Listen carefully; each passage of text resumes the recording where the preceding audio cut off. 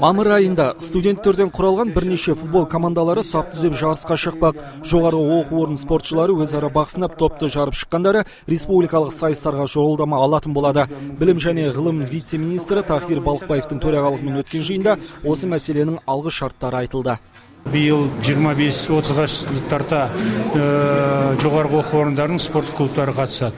Сол лиганың бүгін осы Шымкент қаласында ұйымдастыру жиналысын өткізіп, ректорлармен осы биыл мамыр айында осы турнирді Шымкент қаласында бастауды жоспарлап отырмыз. Жиынға облысымыздағы беделді оқу орындарының басшылары қатысып, көтерілген мәселеге оң көзқарас танытып отыр. Соның дәлелі ретінде олар меморандумға қол қойып, өзара келісім шарттар түзді.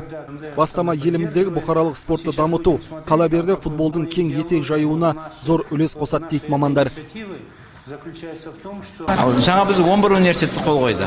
11 университет болатын болды. Өздерінің мүшелік жарнасы бар қойылатын, орындайтын талаптары бар, команданың формасы бар, қандай болу керек.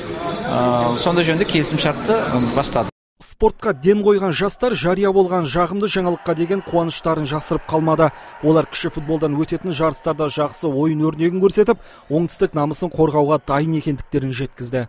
Отлично отношусь. Это очень хорошая возможность проявить. Біз қуаныштымыз. Өзім спорттың футбол түрімен айналысып келемін. Ал мынадай бастама біз секілді жастар үшін нұр үстіне нұр болды. Профессиональный футбол попасть. Студенттік лига бұған дейін Алматы, Астана қалаларында өткен. Бүгінде аталған бастамаға Шымкент, Қарағанды қалалары қатысуға мүмкіндік алып отыр. Қанат Байысов, ТВК телеарнасының жаңалықтар қызметі.